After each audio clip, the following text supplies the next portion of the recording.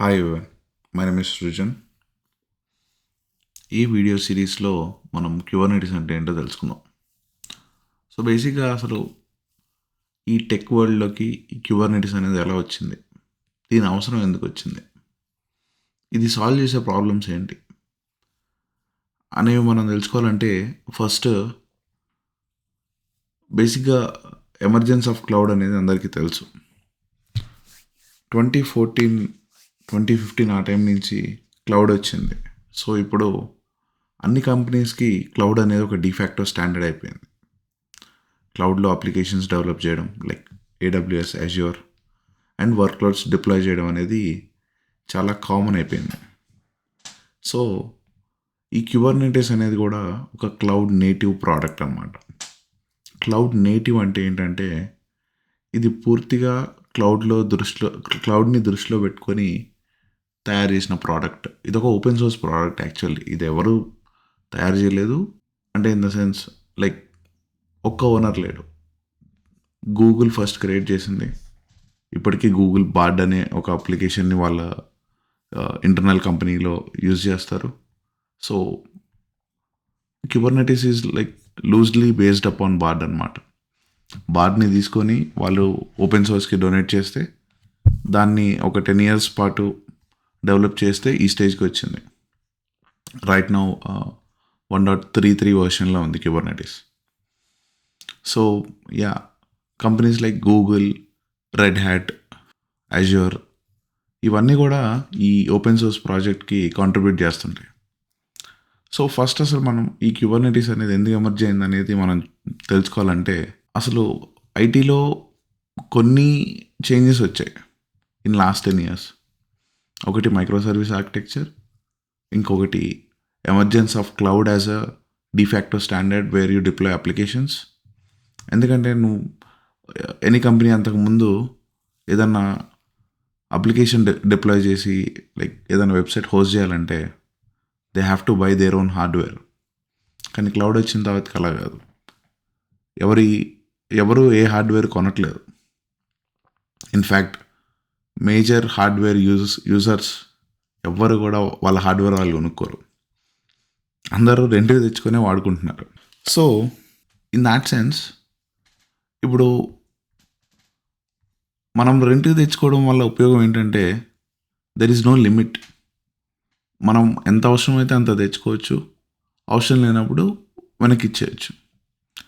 So along with that micro services గురించి ఒక చిన్న పాయింట్ చెప్పాలంటే ఒకటే పెద్ద అప్లికేషన్ని రాస్తే ప్రాబ్లం ఏంటంటే దాన్ని స్కేల్ చేయడం అనేది కష్టం.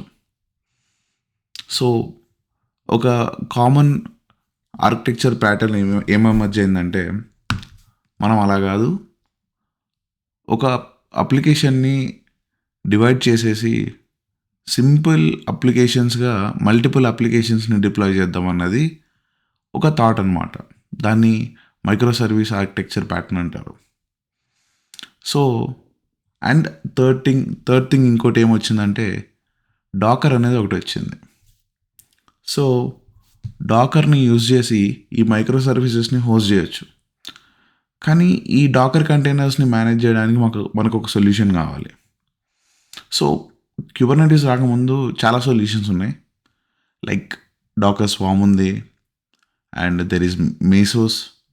బట్ ఇవేవి కూడా క్యూబర్నెటిస్ అడ్రస్ చేసే పెయిన్ పాయింట్స్ని అడ్రస్ చేయలేకపోయాయి. క్యూబర్నెటిస్ అనేది ఫస్ట్ నుంచి కూడా నాన్ ఒపీనియనేటెడ్ ప్లాట్ఫామ్. అంటే ఏంటంటే అది సొంతంగా ఏది అజ్యూమ్ చేసుకోదు. అన్నీ నట్స్ అండ్ బోల్ట్స్ మన చేతిలో పెట్టి మనల్నే తయారు చేసుకోమని చెప్తుంది.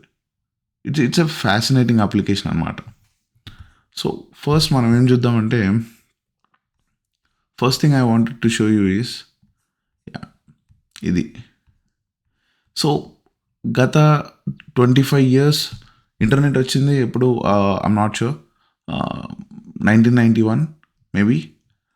పాపులర్ అయింది మాత్రం maybe around 2005, 6, 7 I guess. So నా పాయింట్ ఏంటంటే అసలు ఈ హార్డ్వేర్ ఇన్ఫ్రాస్ట్రక్చర్ అనేది ఎలా ఎవాల్వ్ అయింది అనేది. సో ఫస్ట్ ఇమేజ్లో ఇది ట్రెడిషనల్ డిప్లాయ్మెంట్ అనమాట. హార్డ్వేర్ అంటే మన మెషిన్, మన server. There are like many servers, many types of servers Intel తయారు చేస్తుంది. అండ్ చాలా మిగతా కంపెనీస్ చాలా చేస్తుంటాయి అన్నమాట, లైక్ హెచ్పి. యా. సో ఆ మెషిన్ని డైరెక్ట్గా ఆ మెషిన్ పైన మనం operating system like red hat Linux కానీ, లేదంటే ఉబుంటు కానీ, లేదంటే సూసీ కానీ ఇన్స్టాల్ చేసి దాంట్లో యాప్స్ ఇన్స్టాల్ చేసి రన్ చేసుకోవడం. సో దీనివల్ల మనకు వచ్చే ప్రాబ్లం ఏంటంటే, నీ ఎంటైర్ అప్లికేషన్ అనేది ఆ మెషిన్ కంటిన్యూస్గా రన్ అవ్వడం మీదనే డిపెండ్ అయి ఉంటుంది. అంటే ఇప్పుడు సడన్గా నీ సర్వర్ రూమ్లో పవర్ అవుటేజ్ వచ్చింది, you cannot run your application anymore. నీ కస్టమర్స్ అందరు కూడా ఇష్యూస్ ఫేస్ చేస్తుంటారు. సో ఇప్పుడు దాని నుంచి మూవ్ అవ్వాలంటే కేవీఎం అనే ఒక టెక్నాలజీ వచ్చింది. బేసిక్గా కేవీఎం అంటే ఏంటంటే, ఒక పెద్ద సర్వర్ని తీసుకొని దాన్ని పార్ట్స్గా డివైడ్ చేసి వర్చువల్ మిషన్స్ క్రియేట్ చేస్తారు.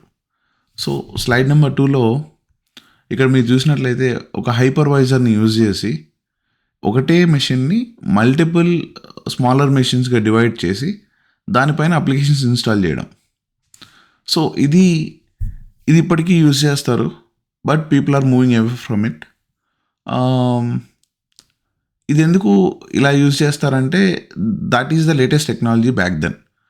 హైపర్వైజర్ అనేది యూజ్ చేసి ఇట్లా ఆపరేటింగ్ సిస్టమ్ని వర్చువల్ మిషన్స్ క్రియేట్ చేయడం వల్ల నీ ఇంపాక్ట్ అనేది ఈ పర్టికులర్ వర్చువల్ మిషన్కే లిమిట్ అయి ఉంటుంది. లెట్స్ ఈ వర్చువల్ మిషన్లో సంథింగ్ ఏదో ఇష్యూ వచ్చి ఇది షట్ డౌన్ అయింది, లేదంటే మల్టిపుల్ రీస్టార్ట్స్ అవుతున్నాయి. అప్పుడు ఈ మెషిన్లో ఉన్న అప్లికేషన్స్ అన్నీ డౌన్ అవుతాయి.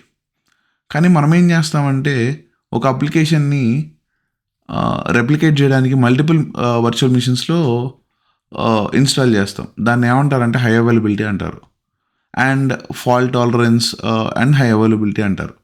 సో ఇప్పుడు ఫాల్ట్ టాలరెన్స్ అంటే ఏంటంటే, ఒక మెషిన్ ఫాల్టీ అయినా కానీ అప్లికేషన్ టాలరెంట్ ఉండాలి. అండ్ హై అవైలబిలిటీ అంటే ఏంటంటే, ఎప్పుడూ అవైలబుల్గా ఉండాలి. సో లెట్స్ ఈ యాప్ ఉంది, ఈ మెషిన్ పోయినా కానీ ఇంకొక మెషిన్లో ఆల్రెడీ రన్ అవుతుంటుంది కాబట్టి అది సర్వ్ చేస్తుంది ఇదే ట్రాఫిక్ని. సో ఇప్పుడు ఈ ఆర్కిటెక్చర్లో లిమిటేషన్స్ ఏంటంటే, ఇప్పుడు నీ అప్లికేషన్ ఒక 100 MB మెమరీ యూజ్ చేసుకుంటుంది. మేబీ ఒక 10 మిల్లీ కోర్ CPU యూజ్ చేసుకుంటుంది అనుకోండి. సో ఈ అప్లికేషన్ని రన్ చేయడానికి ఈ ఆపరేటింగ్ సిస్టమ్ ఒక 2 GB, మేబీ 1.5 GB ఆఫ్ మెమరీని యూజ్ చేసుకుంటుంది. బేసిక్గా ఉబుంటు హెడ్లెస్ ఆపరేటింగ్ సిస్టమ్స్ అన్నీ అంతే సైజులో ఉంటాయి ఫర్ ఎగ్జాంపుల్. సో అసలు ఇంత చిన్న అప్లికేషన్ని రన్ చేయడానికి అంత వేస్టేజ్ చేయాల్సి వస్తుంది. సో బేసిక్గా వర్చువల్ మిషన్స్ కట్ చేయడమే మనం minimum 2 cores, at least minimum 2 cores and 2 GB RAM ఇవ్వాలి, లేదంటే 1 core 2 GB ర్యామ్ ఇవ్వాలి. అంటే ఒక చిన్న అప్లికేషన్ రన్ చేయడానికి మనం అంత మెమరీని, అంత సిపియూని అలొకేట్ చేయాలి. సో దీనివల్ల ఏంటంటే హార్డ్వేర్ని మనం ఎఫిషియెంట్గా యూజ్ చేసుకోవట్లేదు. అంటే ఎండ్ ఆఫ్ ద డే మనం ఈ 100 MBని లేదంటే ఆ 10 మిల్లీ కోర్ని యూజ్ చేసుకోవడానికి అక్కడే మన బిజినెస్ లాజిక్ అంతా ఉంది, అక్కడే మన బ్రెడ్ అండ్ బటర్ ఉంది. కానీ దాన్ని కేటర్ చేయడానికి మనం ఈ 1 core సిపియూని అండ్ 2 gigs ఆఫ్ ర్యామ్ని యూజ్ చేయాలి. ఇప్పుడు నేను ఫిజికల్ హార్డ్వేర్ మీద వర్క్ చేసినప్పుడు మేము అలానే చేసేవాళ్ళం. ఒక పెద్ద ఫిజికల్ సర్వర్ ఉంటుంది, ర్యాక్ అంటారు, దాంట్లో మల్టిపుల్ మెషిన్స్ ఉంటాయి. అండ్ ఈచ్ మెషిన్ని ఒక 4 partsకో 5 partsకో డివైడ్ చేసేవాళ్ళం. మొత్తం ఒక 30-40 అప్లికేషన్స్ ఇన్స్టాల్ చేసేవాళ్ళం అంతే. ఇంకా దాన్ని ఎక్స్పాండ్ చేయడానికి లేదు, దాన్ని కాంట్రాక్ట్ చేయడానికి లేదు. ఇంకా మెషిన్ మొత్తం ఒక unit. So entire stock of applications అన్నిటినీ దాంట్లో డిప్లాయ్ చేసేవాళ్ళం అనమాట. సో మూవింగ్ ఆన్, ఇక్కడ కంటైనరైజ్. ఓకే, సో కంటైనర్ అంటే ఏంటి? బేసిక్గా డాకర్ వచ్చిన తర్వాతకి what Docker could able to do is, ఇక్కడ హైపర్వైజర్ లాగానే ఒక డాకర్ రన్ టైమ్ అనేది మనం ఇన్స్టాల్ చేస్తాం ఆపరేటింగ్ సిస్టమ్ మీద. అదేం చేస్తుందంటే ఒక ఇండివిజువల్ కంటైనర్స్ని క్రియేట్ చేయగలుగుతుంది. ఆ కంటైనర్ ఏంటంటే ఆ ఆ కంటైనర్ బేసిక్గా అది ఫెయిల్ అవ్వచ్చు, లేదంటే లేదంటే you know it can go down. But కన్ ఒక ఒక ఒక హార్డ్వేర్ మీద మనం many number of containers install చేయొచ్చు. కంటైనర్కి చాలా స్మాల్ ఫుట్ ప్రింట్ ఉంటుంది. సో ఇప్పుడు ఇదే ఎగ్జాంపుల్ తీసుకుంటే మనం ఇక్కడ నేను 2 cores 4 gigs ఆఫ్ ర్యామ్ ఉందనుకున్నా మెషిన్లో. ఇక్కడ maybe two applications, two sets of two instances of an అప్లికేషనే రన్ చేయగలుగుతా. కానీ అదే కంటైనర్లో I can run more than 2 ఈజీగా. So that is the advantage of using containerized deployments. So ఈ కంటైనర్స్ని మేనేజ్ చేయడానికి మనం క్యూబర్నెటిస్ అనేది యూజ్ చేస్తాం.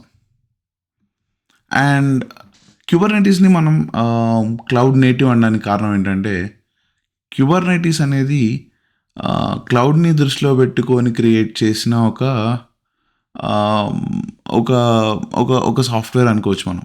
ఎందుకంటే ఇక్కడ ఈ మెషిన్స్ ఉన్నాయా, ఇప్పుడు క్యూబర్నెటిస్లో మనకి నెంబర్ ఆఫ్ మెషిన్స్ అనేవి ఎప్పుడు కాన్స్టెంట్గా ఉండవు.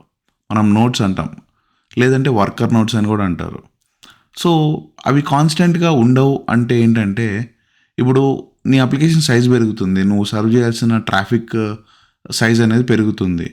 నువ్వు కొత్త మెషిన్స్ని యాడ్ చేయొచ్చు.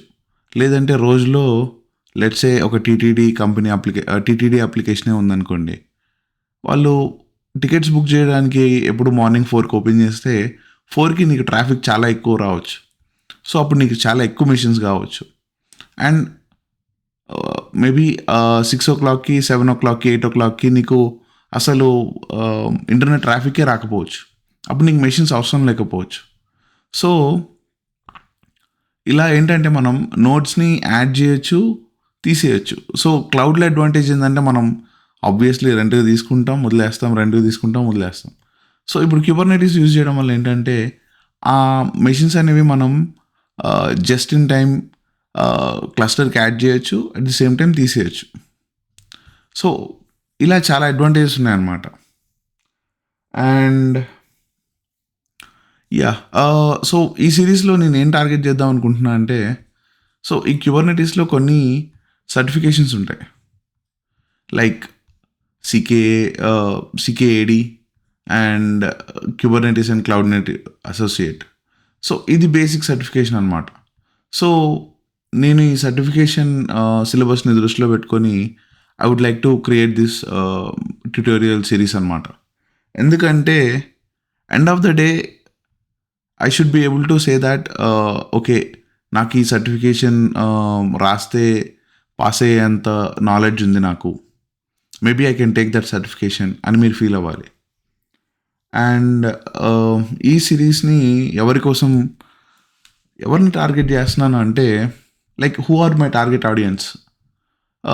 మేబీ ఫ్రెష్ గ్రాడ్యుయేట్స్, మేబీ లేదంటే 1-2 years ఎక్స్పీరియన్స్ ఉన్న వాళ్ళు, లేదంటే ఆల్రెడీ డెవలపర్గా మేబీ జావా డెవలపర్, లేదంటే .NET డెవలపర్స్ కూడా ఇప్పుడు క్యూబర్నెటిస్ నాలెడ్జ్ అనేది ఎంతో కొంత ఎక్స్పెక్ట్ చేస్తున్నారు బయట.